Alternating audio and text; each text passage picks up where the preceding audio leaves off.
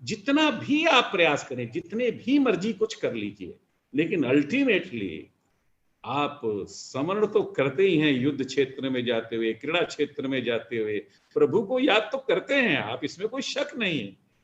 कोई बड़े से बड़ा, कितना भी बड़ा, कैसा भी महान व्यक्तित्व क्यों ना हो, प्रभु को याद तो करके चलता ही चलता है, उसके बगैर वो चल नहीं सकता है। डॉक्टर भी RX लिखता है अपनी पर्ची देते समय। इसलिए स्वाभाविक रूप से मेरा ऐसा सोचना है कि पद्म का भंडार अगर कोई है तो वो लॉर्ड कृष्णा है, supreme personality of God head Lord Krishna है। उसके आशीर्वाद की आपको भी आवश्यकता, हम सबको आवश्यकता है। और आज तो पूरा विश्व भी, देश के माननीय प्रधानमंत्री जी ने जिस प्रकार का उपक्रम किया है, जिस प्रकार की बातचीत की है, जिस प्रकार का इस महामारी को रोकने का एक प्रयास भी किया है, तो मुझे लगता है वो भी पद्म प्रेमी है। मैं 100% ऐसा सोचता हूँ। वो पद्म प्रेमी है, वो कमल प्रेमी है। मैं वो कमल किसी पॉलिटिकल पार्टी के सिंबल का नहीं मैं विचार करता हूँ। कमल का मतलब सीधा सीधा है कि वह कमल जो विष्णु की नाभि से निकलता है, जिस पर ब्रह्मा रहता है, जिससे 84 लाख योनियों का क्रिएशन होता है। मैं उस पद्म की बात करता हूँ जिसमें लक्ष्मी उपस्थित रहती है। मैं उस पद्म की बात करता हूँ जो भारत के प्रथम स्वतंत्रता युद्ध की देवी को इस वसुंधरा पर उतारने के लिए जिसने कमल के फूल और रोटी से कहानी लिखी थी। मैं उस कमल के फूल की बात करता हूँ जो हाथी अपनी सूंड में लेकर मां लक्ष्मी को परोसती है।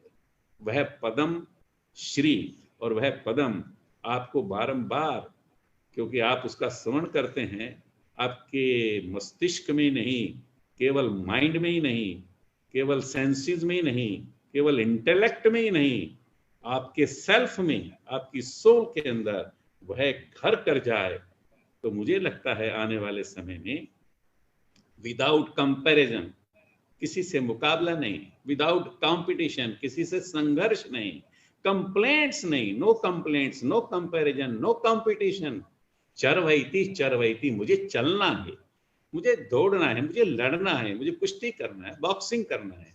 आज उत्कल प्रदेश में भी सौभाग्य से ये जो स्टेट हमारा है, डिवाइन स्टेट है, और हम स्पोर्ट्स कैपिटल ऑफ इंडिया बन गए। वर्ल्ड का हॉकी मैच हमने किया है, वेट लिफ्टिंग में हमारे लोग यहाँ तैयार हो रहे हैं, इंटरनेशनल स्विमिंग पूल्स बनाए जा रहे हैं। हॉकी के अंदर भी हमारे 4-5 प्लेयर रहते हैं। दूती चांद भी हमारे इसी समय रेसिस के अंदर भी फर्स्ट आएंगे।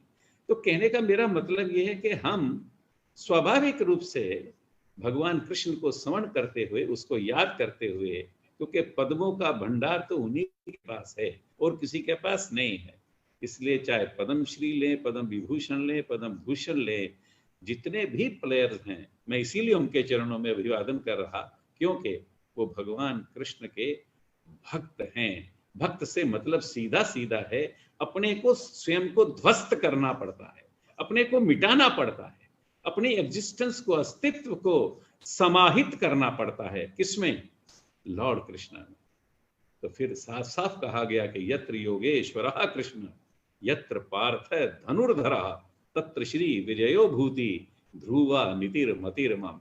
जहां भगवान कृष्ण का आशीर्वाद हो और फिर आप जैसा अर्जुन लड़ने वाला हो, तो फिर वहां पर श्री भी रहती है, विजय भी रहती है, सभी संपदाएं वहां पर ऑटोमेटिकली उपस्थित हो जाती हैं। मैं धन्यवाद ज्ञापित करता हूँ, कृतज्ञता ज्ञापित करना चाहता हूँ कमलेश सिंह जी को, कैलाश जी को, जो प्रदेश के महामंत्री हैं, अन्य सभी बंधुओं को जो इस टीम के साथ लगे हैं, संचालन समिति का भी, और इस कार्यक्रम में वरिष्ठ श्रेष्ठ सभी लोग जो उपस्थित हैं, और विशेषकर हमारे राष्ट्रीय स्वयंसेवक संघ के सह प्रांत प्रचारक डॉक्टर सुरेंद्र पाल जी, ऐसे सभी महानुभावों का और इसे इस कार्यक्रम को देखने वाले सभी को मैं बहुत ही विनम्रता के साथ उनको प्रणाम करता हूं।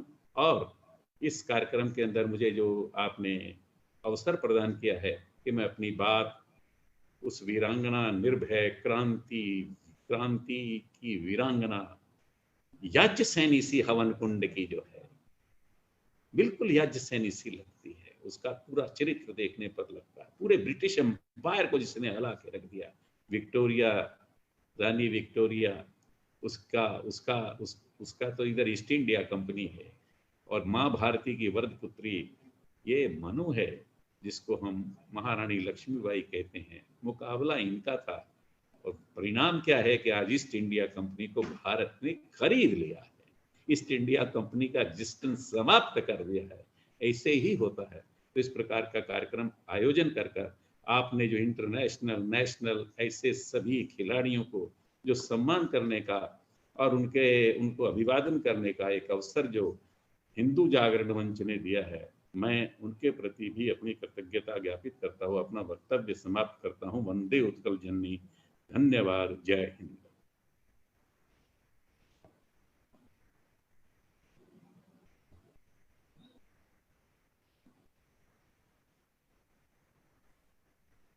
आगामी कार्यक्रम के लिए मैं मयूर प्रताप सिंह जी से आग्रह करता हूं कि वो आगामी कार्यक्रम का संचालन करें।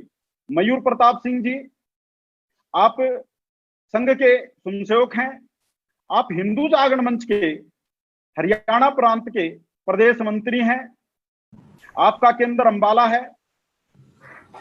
कृपया आप कार्यक्रम का संचालन करें। मयूर प्रताप सिंह जी। हमारे मध्य में उपस्थित माननीय श्री जगदीप धनखड़ जी, आप मूलतः राजस्थान झुंझुनू जिले के निवासी हैं।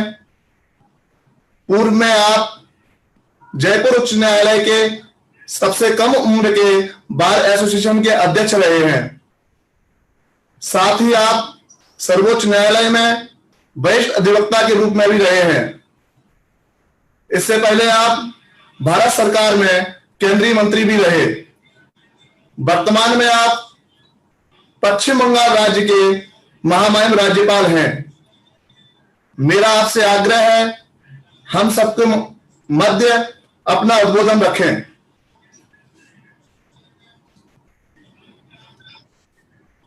महामहिम जगदीप धनखड़ जी।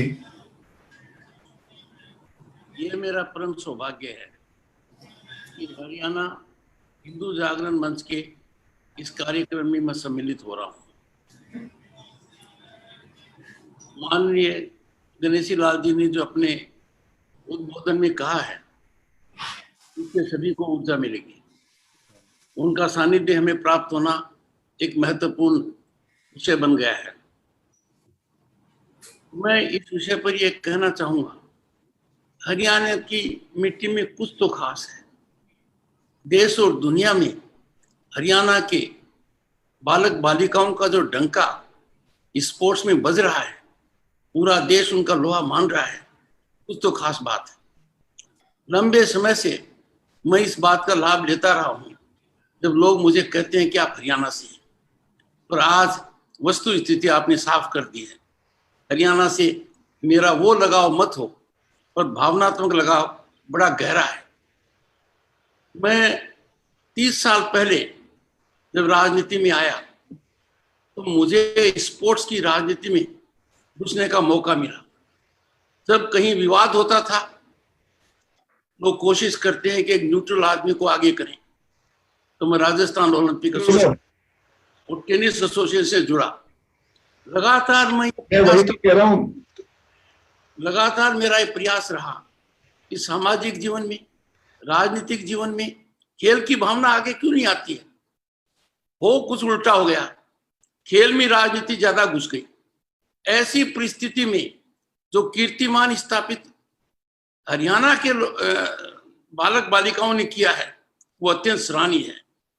अर्जुन अवार्डी 10 के बारे में आज के दिन मेरे को कहना है, ऐसा मौका मेरे जीवन में पहले कभी नहीं आया। एक से मिलकर ही अभिभूत हो जाते हैं। मनदीप जांगरा जी ने बॉक्सिंग में, ममता खरब ने हॉकी में, और कौन नहीं जानता चक दे इंडिया की बात। अनूप कुमार जी ने कबड्डी में कोच का एक जबरदस्त कार्य किया है। Savita Poonia hockey, Babita Phogat wrestling, Vikas Kishan Yadav boxing, Manoj Kumar boxing, Indrapal Singh rowing, Sanjeev Rajput shooting, Geetika Jakhar boxing.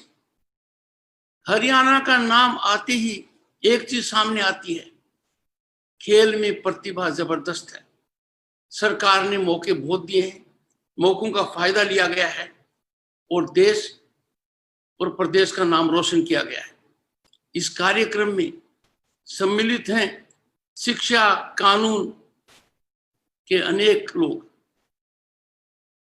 माननीय प्रोफेसर गणेशी लाल जी जानते हैं, राज्यपाल की हैसियत से कई विश्वविद्यालयों के चांसलर राज्यपाल होते हैं। पश्चिम बंगाल में मैंने स्थिति देखी है। कई बार ऐसा लगता है what is happening to our temples of education, उनमें कितने सुधार की आवश्यकता है। मैं मानकर चलता हूं इस कार्यक्रम में जो महान विभूतियां सम्मिलित हैं, each of them is a nerve centre, epicentre of a great change. मैं उनकी उपस्थिति, गरिमाई उपस्थिति के बारे में आपका ध्यान आकर्षित करना चाहूंगा। Professor Dilip Kumar Dureha, Shri PD Vats, Shri Dheeraj Sharma, doctor Rajkumar, Shri Bhupender Dharmani, professor Ramesh Kohad, professor Shreyansh Dwivedi, professor BR Solanki, professor Rajveer Singh Lohan, professor Gurdayal Singh, doctor AMS Chauhan, doctor Samar Singh, doctor Vinay Kapoor, अधिवक्ता, वरिष्ठ अधिवक्ता doctor Shri Chetan Mittal ji, Shri Kuldeep Tiwari ji, doctor Raj Singh Bishnoi, professor Tankeshwar Kumar, Shri Baldev Mahajan ji, professor KP Singh, professor Raj Nehru और कनाडा से इस कार्यक्रम में विशेष रूप से सम्मिलित barrister Keshav Agnihotri ji, professor Raj Nehru, professor Sushma Yadav, professor Rajkumar Mittal, professor Neeta Khanna, professor Rakesh Badua, doctor Baldev Kumar Dhiman, Shri Naresh Shekhawat, Shri Vinod Ghai, Shri Pankaj Jain, Shri Rakesh मुदगिर। मैं इस कार्यक्रम के महत्व को बहुत जबरदस्त रूप से आकलन कर रहा हूं, विशेषकर हाल में जो घटना हुई है। आप अंदाजा लगाइए, 30 साल में इतना बड़ा कीर्तिमान स्थापित करना, motivational, inspirational and iconic figure हम कभी भूल नहीं सकते। देश में बच्चे से लेकर बुजुर्ग तक खूब लड़ी मर्दानी, वो थी झांसी वाली रानी। आज वो समय आ गया है, आज वो बदलाव का समय आ गया है जिसका इंतजार भारत को था। आज वो समय आ गया है जब हम इस बात की परिकल्पना पहले करते थे, वो हमें दिख रहा है। भारत विश्व गुरु होगा, निश्चित रूप से होगा। इस कार्यक्रम से जो भावना जागृत होगी, जो लोग इस कार्यक्रम को देख रहे हैं, आज वो स्वयं का आकलन एक दूसरे तरीके से कर रहे हैं। भारत के नागरिक होने का जो मतलब दुनिया में है वो पूरी तरह से बदल गया है। हाल की जो घटना हुई है, माननीय प्रधानमंत्री जी ने जब कहा वो मारते मारते मरे हैं, और जो आ रहा है हम गौरव कर सकते हैं। इसी तरीके से मेरा कहना होगा, ये कार्यक्रम एक शुरुआत है। पूरे देश में बहुत ही सही तरीके से इस प्रकार के कार्यक्रमों का आयोजन होना चाहिए। इस विषय पर मैं बहुत ज्यादा नहीं कहूंगा, क्योंकि माननीय प्रोफेसर गणेशी लाल जी ने जो उद्बोधन दिया है, आई हैव गॉट एनर्जाइज्ड। मेरा उनसे अनुरोध कलकत्ता आने का भी रहा है, मैं उनका मार्गदर्शन भी लूंगा। और एक बात मेरे समझ में आ गई, प्रोफेसर गणेशी लाल जी के बाद वक्ता होना अपने आप में बहुत बड़ा खतरा है, और इसका एक ही तोड़ हो सकता है कि स्पोर्ट्स एक्टिविटी और बढ़ाई जाए और हम ऐसा कार्य करें जिससे समाज और देश हमारी तरफ देखे। मैं सब खिलाड़ियों से खास तौर से अनुरोध करूंगा, you become role model of discipline. हमारे हिंदुस्तान में सब कुछ है। हमारे लोग बाहर जाते हैं, कभी सड़क पर अनुशासन नहीं तोड़ते, कभी गाड़ी से कोई चीज फेंकते नहीं है। They should become role model of enforcing discipline in the society. ये होते ही हिंदुस्तान उस जगह पहुंचेगा जो हिंदुस्तान का ही स्थान है। मैं सभी को शुभकामनाएं देता हूं। और आयोजकों को धन्यवाद देता हूं कि उन्होंने मुझे इस कार्यक्रम में सम्मिलित होने का सौभाग्य दिया। नमस्कार। अब हमारे साथ में जुड़ी बहन डॉक्टर शिखा सिंह जी। आप फिजियोथेरेपी में मास्टर डिग्री प्राप्त हैं। वर्तमान में आप महिला क्रिकेट टीम के साथ एज ए स्पोर्ट्स फिजियोथेरेपिस्ट जुड़ी हैं। आगे के कार्यक्रम का संचालन अब आप करेंगी। जी नमस्कार। माननीय सरदार संदीप सिंह जी, युवा एवं खेल कल्याण मंत्री हरियाणा, आप भारतीय हॉकी टीम के पूर्व कप्तान हैं, 2 बार Olympian, world record holder, Arjun award से भी सम्मानित हैं। आपके ऊपर हिंदी फिल्म सूरमा भी बनाई गई है। आप हरियाणा पुलिस के डीएसपी के पद पर हैं। कोरोना काल में भी खिलाड़ियों के फिटनेस एवं उनकी ट्रेनिंग को ध्यान में रखते हुए आपने अभिनव प्रयोग किए, जिन लोगों के कारण हरियाणा के मान और सम्मान बढ़ा और देश का नाम ऊंचा किया। ऐसे सभी खिलाड़ियों और उनके परिवारों को सम्मानित करने के लिए एवं अपने उद्बोधन के लिए मैं माननीय संदीप सिंह जी से आग्रह करती हूँ। नमस्कार सभी को। आज हिंदू जागरण मंच हरियाणा के virtual platform zoom app, Facebook और यूट्यूब के माध्यम से जुड़े मेरे सभी भाई, मेरे बहनें, और आज हमारे महारानी लक्ष्मीबाई के बलिदान दिवस पर सभी का स्वागत है। हमारे माननीय प्रोफेसर गणेशी लाल जी जो अभी हमारे बीच में कई स्पोर्ट्स के बातें और कई ऐसी बातें जिसका ज्ञान मुझे आज पहली बार हुआ है, महामहिम राज्यपाल उड़ीसा जी, माननीय जगदीप धनखड़ जी, महामहिम राज्यपाल पश्चिम बंगाल, उन्होंने कई खिलाड़ियों के बारे में और कई स्पोर्ट्स के बारे में चीजें बताई, तो उनका भी मैं स्वागत करता हूं। हमारे श्री कमलेश सिंह जी, श्री सुरेंद्र पाल जी और सभी वीसी महोदय और हमारे साथ जुड़े हुए कई खिलाड़ी, मैं सभी खिलाड़ियों के नाम लेना चाहूंगा क्योंकि खिलाड़ी एक ऐसी चीज होती है जो अभी हमारे महामहिम महोदय ने भी काफी बातें बताई खिलाड़ियों के बारे में कि खिलाड़ी एक दिन में नहीं बनता है, खिलाड़ी 2 दिन में नहीं बनता।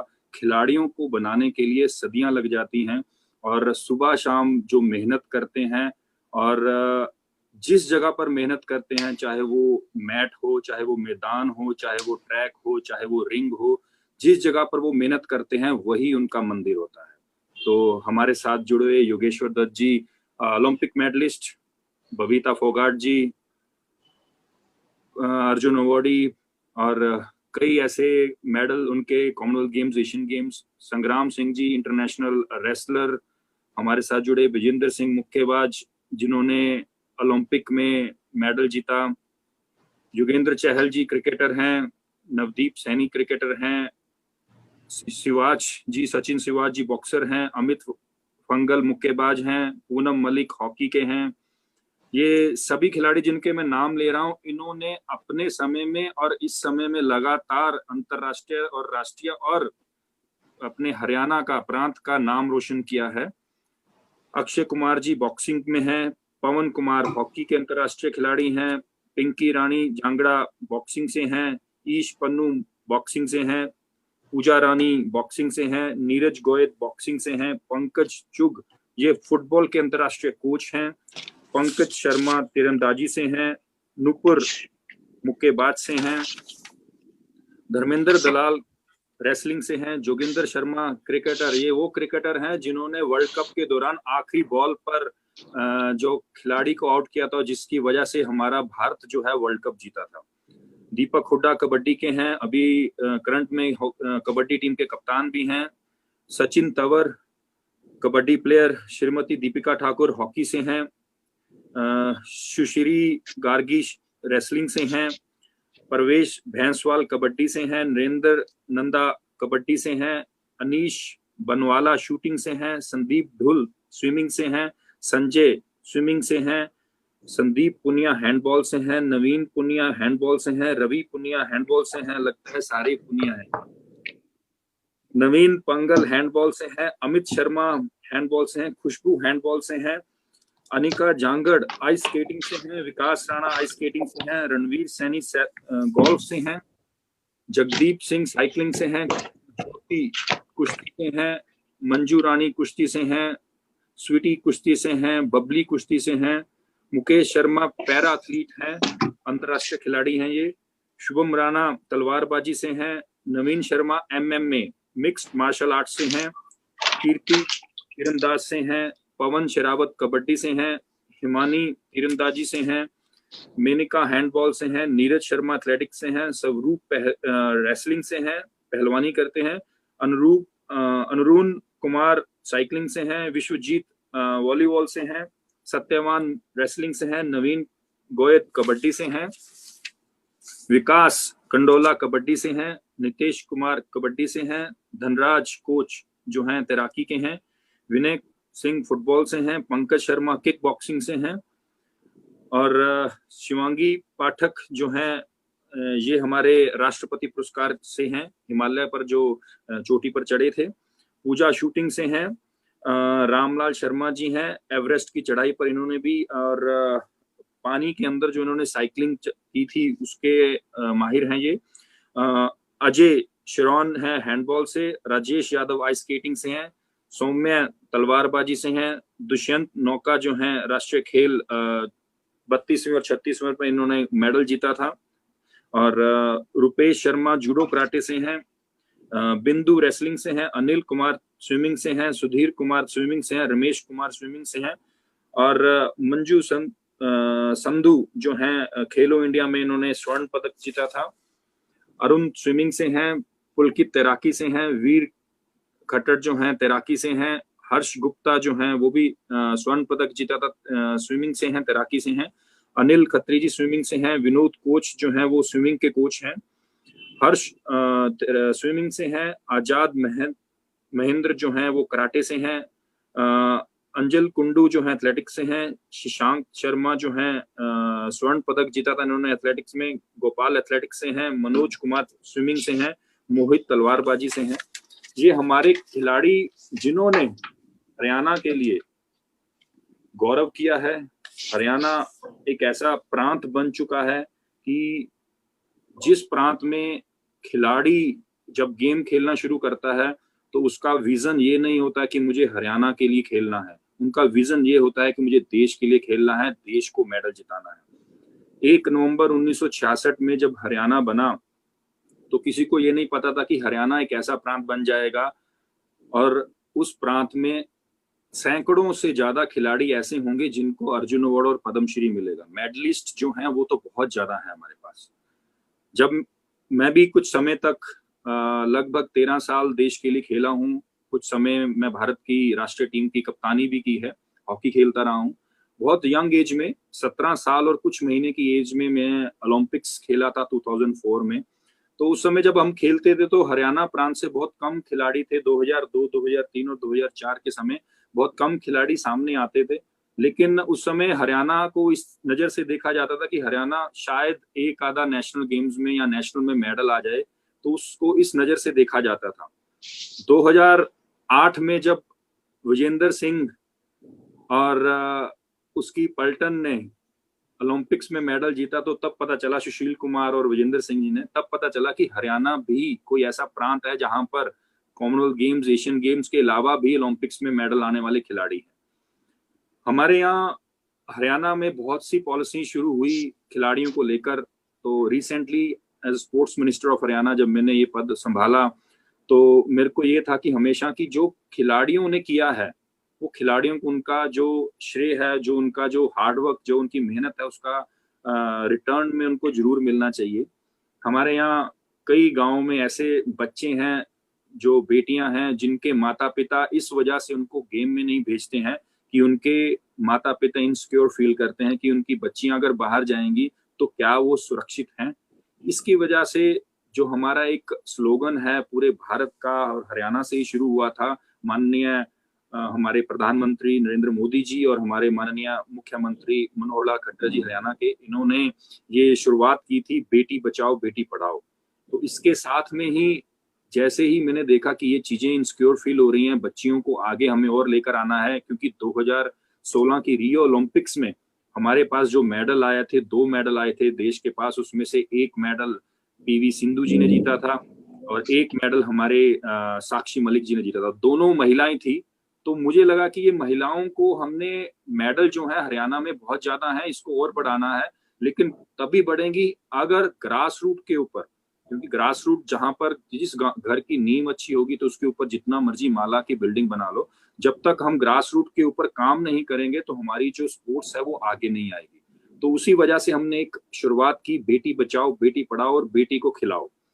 ये तभी खेल पाएगी अगर उनकी परिवार वाले ये सोचें कि वो हमारी बेटी अगर बाहर खेलने जाती है तो वो सुरक्षित है। इसकी वजह से हमने एक शुरुआत की कि लड़कियों की टीम हो चाहे लड़कियों की इंडिविजुअल गेम हो, वहां पर कोच लेडीज ही होंगी, महिलाएं होंगी जो उनको कोचिंग देंगी, जिससे कि वो सुरक्षित रहें और वो अपना जो हुनर है वो पूरे देश में नहीं, पूरे प्रदेश में नहीं, पूरे दुनिया में अपना हुनर दिखा सकें। अगर हम बात करें कि हमारे कोचिंग की, हमारे हरियाणा में कोचिंग की नीट एंड क्लीन को लेकर बहुत लगातार सुरक्षित करने को और आगे बढ़ाने को चल रही है, क्योंकि हमारे कोच कुछ समय पहले अगर हम बात करें, कई ऐसे कोच थे जिन्होंने बहुत बढ़िया तरीके से खिलाड़ी निकाले हरियाणा में, लेकिन कहीं ना कहीं कुछ पॉइंट्स ऐसे थे जहां पर हमें काम करने की जरूरत थी, जिससे कि सिलेक्शन टीम गेम्स में क्या होता था, क्योंकि मैं एक टीम गेम से आया, मुझे पता है कि टीम गेम में हमेशा कहीं ना कहीं ऐसा रहता था कि अगर 19 वाला खिलाड़ी है और 21 वाला खिलाड़ी है तो 21 वाले को छोड़कर 19 वाले को सिलेक्शन किया जाता था। भाई बंधु, इस चीज को हमने दूर करने की कोशिश की और काफी हद तक हमने ये हल कर लिया है कि जो कोचिंग है उस कोचिंग में नीट एंड क्लीन जो अप्रोचिंग आती है इधर उधर से, उस चीज को दूर करके ये भी हमने हरियाणा में शुरुआत कर दी है और जिसके रिजल्ट हमें खेलो इंडिया में काफी नजर आए हैं। हमारे यहाँ हरियाणा में अगर बात करें तो बहुत से खिलाड़ी हैं जिन्होंने बहुत से मेडल जीते हैं। अगर हम पूरे प्रदेश की बजाय देश की बात करें तो कई ऐसी, अभी हमारे वक्ता जी एक बात कर रहे थे कि हरियाणा के संदीप सिंह जो मेरे बारे में बात कर रहे थे कि इनकी एक मूवी आई थी सूरमा। मैं एक बात बताना चाहता हूं, हमारे देश के अंदर 6 ऐसी ब्लॉकबस्टर्स मूवी बनी हैं खिलाड़ियों के ऊपर, जिसमें से 2 मूवी जो है वो हरियाणा से बिलोंग करती हैं। एक हमारे फोगाट सिस्टर के ऊपर दंगल मूवी आई थी जिन्होंने ब्लॉकबस्टर को हिला दिया था, चाइना तक को हिला दिया था। दूसरी मूवी सूरमा मेरे ऊपर बनी थी। तो दोनों मूवी जो हैं वो खिलाड़ियों को कहीं ना कहीं इंस्पायर करती हैं। इंस्पायर की बात चलती है तो मैं आपको एक बात बताना चाहूंगा कि हमारे यहाँ हरियाणा में बहुत से लोग ये सोचते हैं, जो नॉन स्पोर्ट्स लवर हैं, जो स्पोर्ट्स के बारे में इतनी नॉलेज नहीं रखते हैं, लेकिन वो कहीं ना कहीं किसी ना किसी पोस्ट पर, किसी न किसी कुर्सी पर, किसी न किसी ओहदे पर बैठे हैं। तो मैं आप सबके माध्यम से मैं उनको भी बताना चाहता हूं कि खिलाड़ी एक ऐसा होता है जो फ्रिक्शन ऑफ सेकंड में सोचता है। आप देखें, रेसलर है मैट के ऊपर, बॉक्सर है रिंग के ऊपर, एथलेटिक्स में है ट्रैक के ऊपर, हॉकी प्लेयर है तो फील्ड के ऊपर, फुटबॉल प्लेयर है फील्ड के ऊपर, शूटर है तो उसका माइंड फोकस। तो कई ऐसे, मैं सभी गेमों के बताऊं तो सब गेम्स जो हैं वो मेंटली कहीं ना कहीं उनकी इतनी फिटनेस होती है कि वो अपने आप के माइंड से बहुत ज्यादा खेलते हैं और फ्रिक्शन ऑफ सेकंड्स में वो डिसाइड करते हैं कि उनका अगला वार क्या होगा।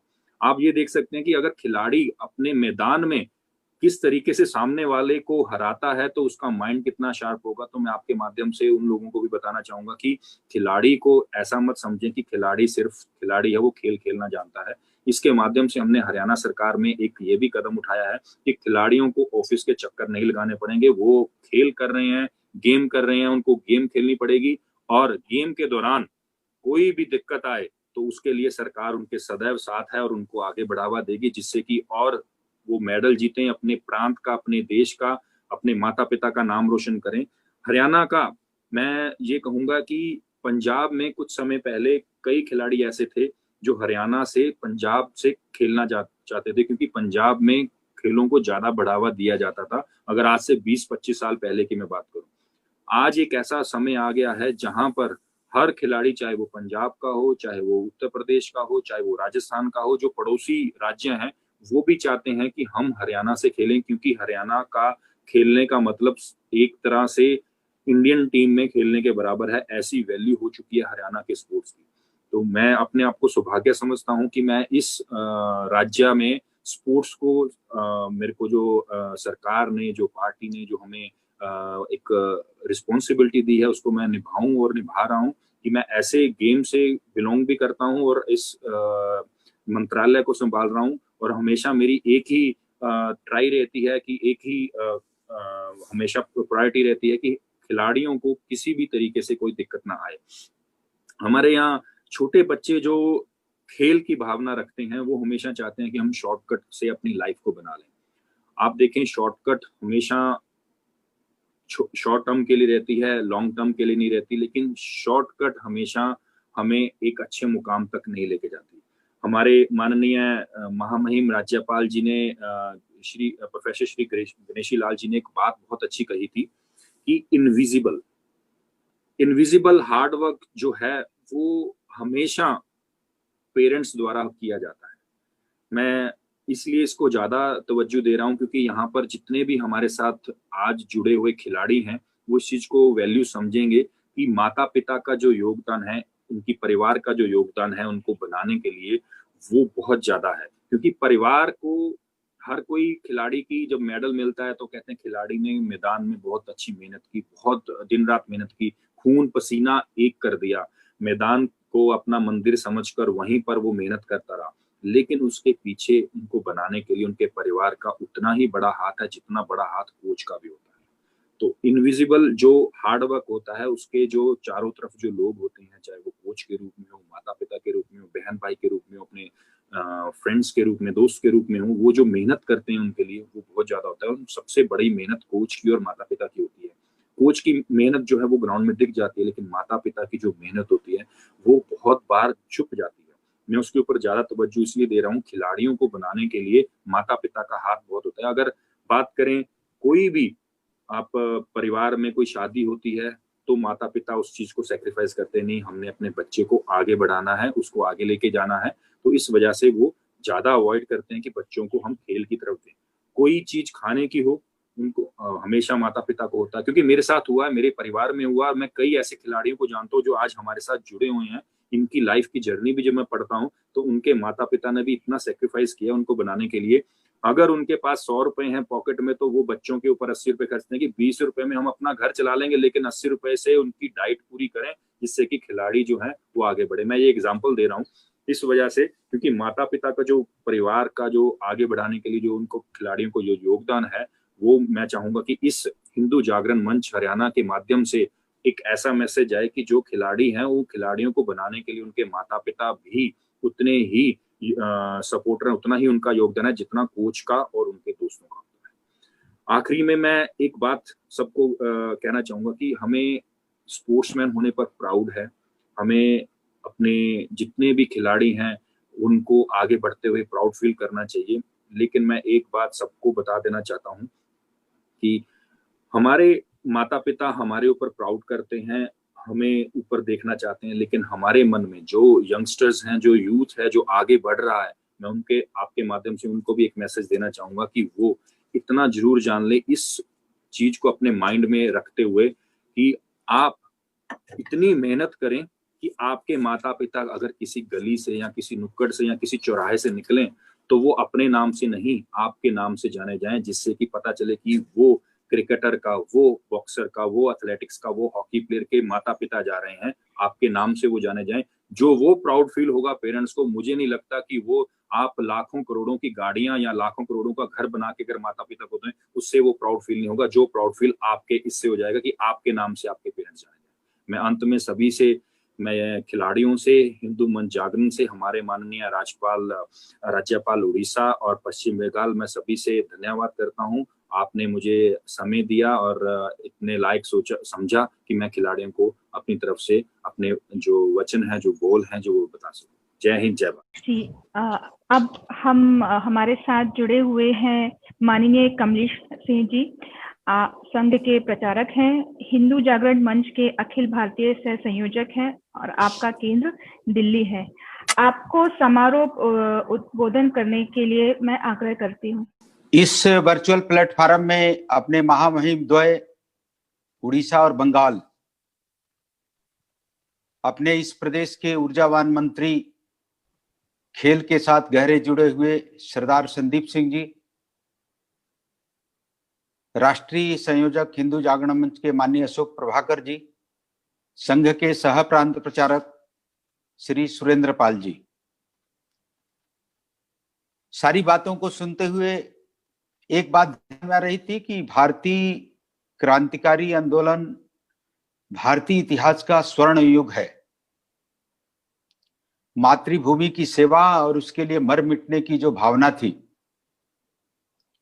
हमारे पूर्वजों का स्मरण सदा प्रेरणा का अखंड स्रोत रहा है। इन सब बातों को याद करने के लिए हर युग में, हर कालखंड में आवश्यकता रहती है। हम सब लोग इस वर्चुअल प्लेटफॉर्म पर जो जुड़े हैं और विशेष रूप से हरियाणा के सभी वाइस चांसलर जुड़े हैं अपना पूरा समय निकाल करके, मैं उनका हृदय से इसलिए स्वागत करता हूं। हरियाणा के हिंदू जागरण मंच के इतिहास में ये कार्यक्रम वर्चुअल प्लेटफॉर्म पर पहली बार ऐसा हो रहा है कि सारे वाइस चांसलर जुड़े हैं। तो हम सब लोगों ने एक बात देखा होगा कि मणिकर्णिका का जब पिक्चर आई तो कई लोगों ने उसमें देखा होगा बहुत सारी बातों का। कंगना रनौत ने झांसी की रानी की रोल में जो पर्दे के ऊपर जो डायलॉग सारा उस फिल्म में आता है, एक जगह आता है कि अंग्रेजों से लड़ते हुए कंगना कहती है कि हम लड़ेंगे ताकि आने वाली पीढ़ियां अपनी आजादी का उत्सव मनाए। हम लड़ेंगे और छत्रपति शिवाजी के सपनों को पुनः जीवित करेंगे। यानी 500 साल की जो शिवाजी के कालखंड में आत्मविश्वास समाज खो बैठा था, उस आत्मविश्वास को छत्रपति शिवाजी महाराज ने जगाया। आगे वो बोलती हैं पिक्चर में कि अंग्रेजी सेना को धूल चटाते हुए कहती है कि मैं वह मसाल बनूंगी जो हर भारतीय के अंदर आजादी का भूख बनकर दहकेगी। जब उस पिक्चर में और थोड़ा इंटरेस्टिंग सब बातें आता है तो महिला सेना का मनोबल बढ़ाने के लिए कंगना कहती है कि जब बेटी उठ खड़ी होती है तब विजय बड़ी होती है। इसका उदाहरण जब बालाकोट में अपने भारतीय सेना के जवानों ने जब किया और इसको लेकर के सुप्रीम कोर्ट में एक परमानेंट कमीशन को लेकर के एक PIL पर डिस्कशन चली तो बड़ा इंटरेस्टिंग हुआ और सुप्रीम कोर्ट ने इस बात को स्वीकार किया। मिंटी अग्रवाल को युद्ध सैन्य का मेडल मिला, परमानेंट कमीशन सुप्रीम कोर्ट के माध्यम से हुआ और इक्वलिटी की जो लड़ाई है, माइंड सेटअप की जो लड़ाई है, वो भी बहुत बड़ी एक जीत हुई और परमानेंट जो कमांड जो पोजीशन है उसको भी अपने को स्थान मिला और फ्लाइट कंट्रोल, क्योंकि ये सारी जब फ्लाइट उड़ती है तो इसको पीछे से कंट्रोल करना, क्योंकि अभी हम लोगों ने जब श्रद्धांजलि कार्यक्रम शुरू में मनाया जो 20 सैनिकों का, तो आपके ध्यान में आया होगा कि जो वारफेयर है उसके बहुत सारे तरीके बदले हुए हैं। इसलिए मॉडर्न वारफेयर में बहुत सारी जुड़ी हैं और अपनी जो वीरांगनाएं हैं वो बड़ा बढ़ चढ़ करके उसमें हिस्सा ले रही हैं। जो टेरिटरी आर्मी है उसके अंदर पहले महिलाओं का नहीं था, उसका भी हाई कोर्ट से एक जजमेंट आया गीता मित्तल का और वो भी हुआ। मेरे को लगता है कि भारतीय इतिहास के लिए एक बहुत बड़ी शुरुआत है। मैं एक दो बातें आपसे शेयर करूंगा। मैं बुंदेलखंड में जिधर झांसी की रानी का सारा युद्ध क्षेत्र रहा वहां मेरा रहना हुआ संगठन के काम की दृष्टि से। मैंने ये अनुभव किया कि वहां पर ऐसी कुछ बातें हैं जो सबको जानने योग्य है।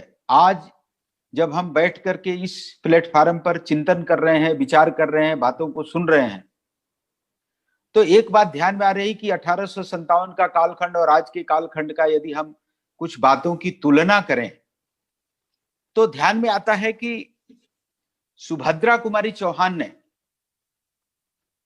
जिस अमर गीत को लिखने के बाद सुभद्रा कुमारी चौहान ने उस गीत को अमर कर दिया, खूब लड़ी मर्दानी वह तो झांसी वाली रानी थी, जैसे अमर गान की रचनाकार सुभद्रा कुमारी चौहान ने, वो केवल कावित्री नहीं थी, भारतीय स्वाधीनता संग्राम की गौरवमयी सेनानी और राष्ट्रीय एकता की लोकतांत्रिक भावना की एक प्रखर अभिव्यक्ति थी। सुभद्रा जी का जीवन और रचनाएं हमारे शाश्वत शक्ति, चेतना और राष्ट्र प्रेम की प्रेरणा है। हम सब लोगों ने एक बात सुना होगा और कई बार हम लोग बोलते हैं कि बुंदोलो हर बोलों के मुंह हमने सुनी कहानी थी, खूब लड़ी मर्दानी वह तो झांसी वाली रानी थी। मैं एक बार कार्यक्रम में झांसी गया तो भाई पूछा कि ये ऐसा क्यों बोलते हैं, हर बोलों के मुंह हमने सुनी कहानी थी। एक बात मेरे ध्यान में वहां बड़ा स्पष्ट हुई कि 1857 के बाद 50 साल तक कोई भी इस तरह का इतिहास नहीं लिखा गया। झांसी की रानी के उस इतिहास को जिसने अमर गीत हो गया वो सुभद्रा कुमारी चौहान ने लिखा। तो सुभद्रा कुमारी जी ने हर बात पर ये एडमिट किया है कि ये बात हमने कहां सुना। उन्होंने कहा हर बोलों के मुंह हमने सुनी कहानी थी। भारत में गायक जाति भी होती है जिनका काम ही होता है गायन करना। हर बोला लोगों ने आज भी जब बुंदेलखंड में आप जाएंगे तो सुबह निकल करके और शाम तक, रात तक वो गीत गाते हैं। गीत गाने के कारण वो भोजन दिन में नहीं करते हैं। अधिकांश लोग जो गायन करते हैं वो रात को ही खाते हैं। अभी उनकी स्थिति काफी खराब है। और आप ये इस बात को भी थोड़ा सा और गहराई में जाएंगे तो बुंदेलखंड बड़ी गरीबी की हालत में चला गया। उत्तर प्रदेश और मध्य प्रदेश ने विकास बोर्ड भी बनाया इसके लिए, क्योंकि अंग्रेजों ने वहां के लोगों की कमर तोड़ने का प्रयास किया। वहां के हरबोला लोगों ने सुबह पूजा पाठ करके और गीत गाने के लिए जब आगे बढ़ते हैं तो जब सुभद्रा कुमारी चौहान को दिखाई दिया, मेरे को एडवोकेट जनरल उत्तर प्रदेश के मिले, दद्दा अब तो नहीं रहे, उनकी पत्नी की बुआ जी थी सुभद्रा कुमारी चौहान। तो उन्होंने सारा हमको इतिहास जब बताया तो मेरे ध्यान में आया कि कितनी बड़ी बात है। आज हम पिक्चर पर, जैसे हमने कुछ बातें मणिकर्णिका के पिक्चर की कुछ बातें बताए, आज की पीढ़ी के लोगों को कुछ बातें पता चला। 50 साल बाद तक इस इतिहास को किस तरह से छिपा कर रखा गया, ये सुभद्रा कुमारी चौहान ने हरबोलों के मुंह से सुनने के बाद लाया। हरबोला ऐसी जाति है जो आज भी, जो लोग कंप्रोमाइज किए और जो लोग समझौता किसी प्रकार से कर लिए या इधर उधर चलते रहे, उनका आज भी गीत नहीं गाते हैं। आप बहुत जबरदस्ती करेंगे तो श्रवण कुमार की गाएंगे, भगवान राम की कुछ बोलेंगे, कृष्ण भगवान की प्रशंसा करने लगेंगे। वो जो है अपने मुख से ऐसे लोगों का गीत नहीं गाते हैं। इसीलिए सुभद्रा कुमारी चौहान के मैं आज उस अमर गीत को 4 बार पढ़ा। मैंने हर जगह उस गीत में ये पाया कि सुभद्रा कुमारी जी ने हर जगह ये अपनी 4 बातें लिख करके बोला है। जैसे उन्होंने लिखा है लास्ट में कि तेरा स्मारक तू ही होगी, तू खुद अमिट निशानी थी, बुंदले हर बोलों के हमने सुनी कहानी थी, खूब लड़ी मर्दानी वह तो झांसी वाली रानी थी। हर बात में उन्होंने कहा कि मेरे को कहां से ये सब जानकारी मिला। मेरे को लगता है कि भारतीय इतिहास के ऐसे अवसर, ऐसे प्रेरणादायी विचार हरबोला जाति के लोगों ने अपने गले में रखा है। उस बलिदान को आज हम स्मरण कर रहे हैं और बलिदानों की परंपरा में 20 जवानों को भी आज हम लोगों ने याद किया। यदि उस कालखंड की और आज की जब हम बात की तुलना करते हैं तो आज भी इस तरह की कुछ बहुत सारे काम करने की आवश्यकता ध्यान में आती है।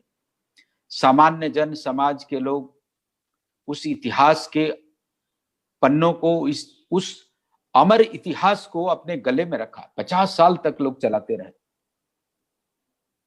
जिस प्रकार एक विशाल नदी अपने उद्गम स्थान से निकलकर अपने गंतव्य यानी सागर मिलन तक आबाद रूप से बहती जाती है और बीच में उसमें अन्य छोटी धाराएं भी मिल जाती हैं, उस प्रकार की हमारी मुक्ति गंगा का प्रवाह 1757 से लेकर के और आज तक जो चला आ रहा है, उस मुक्ति के अनेक धाराएं मिलती रही हैं। मेरे को लगता है कि ऐसा एक बलिदान है जो सभी कालखंड में ये हमेशा अमर रहेगा। इस अमरता को प्राप्त कराने के लिए हम लोगों ने जो आज कार्यक्रम किया है, मुझे लगता है कि ऐसे अनेक ज्ञात वीर हुए हैं। मैं झांसी से कालपी, कालपी से ग्वालियर साइकिल यात्रा किया, इसलिए सारी बातों को सुना। जनश्रुति में जो है आज भी बहुत कुछ करने की आवश्यकता है। जब मैं कालपी से आगे बढ़ रहा था तो उसमें कविता में आता है कि रानी बढ़ी कालपी, आई 100 मील निरंतर पार, जमुना तट पर अंग्रेजों ने फिर खाई हार, रानी से विजयी रानी आगे चल दी, किया ग्वालियर पर अधिकार। जब झांसी की रानी और जब जालौन से कालपी की ओर जा रही थी, आज ही मैंने एक पुस्तक पढ़ा, बहुत पहले पढ़ा था, आज मैंने वो पुस्तक मेरे हाथ लगी, डाकू बड़जोर सिंह। झांसी की रानी को उसने पूरा सपोर्ट किया, उसने अंग्रेजों के रास्तों को ब्रेक किया, उनको रोका। तो अंग्रेजों ने सोचा कि डायरेक्ट वार में हम नहीं जीत सकते, तो इनडायरेक्ट वार में क्यों नहीं जीता जाए। उन्होंने इनडायरेक्ट वार क्या किया कि उस व्यक्ति को डाकू घोषित कर दिया। उसके पुस्तक में लिखा है डाकू बरजोर सिंह। उस गांव के बहुत सारे महत्वपूर्ण लोग हुए जो झांसी और उरई के बीच में है, उसको डीब्रांडिंग कर दिया। जैसे 5-6 साल पहले हिंदू आतंकवाद का कह दिया कि ये तो हिंदू आतंकवाद है। उस कालखंड में भी जो लोग देश और समाज के लिए काम किए, अपने समूची मानवता के लिए लड़ाई लड़ रहे थे, उनको डाकू घोषित कर दिया। तो मैं वो कोरिलेट कर रहा था कि हर समय कुछ न कुछ ऐसी ताकतें जो अपने विचार को रोकती हैं, उनसे लड़ना पड़ता है। मुझे लगता है कि आप सब लोगों ने बहुत समय निकाल करके इसको दिया। हम सब लोग झांसी रानी के इस बलिदान को याद किए। अंत में मैं ऐसे अनेक अज्ञात वीर जो हुए, जिन्होंने समर भूमि में शत्रुओं का विनाश किया, उन सभी शहीद महापुरुषों को प्रतिदिन हमारे प्रणाम समर्पित हैं। मैं इन्हीं बातों के साथ अपनी बात को रोकता हूं। जय हिंद, जय भारत।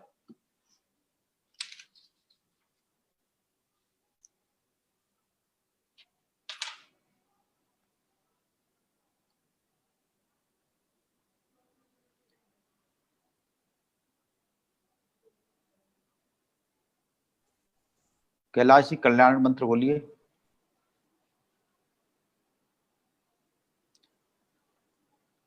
कल्याण मंत्र से इस कार्यक्रम को हम समाप्त करते हैं। आप लोग मन में दोहराइए और इस कार्यक्रम को यहाँ समाप्त मानेंगे।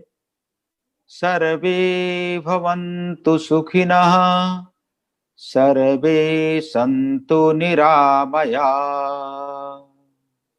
सर्वे भद्राणि पश्यन्तु, मा कश्चित् दुःख भाग् भवेत्। ओम शांति शांति शांति।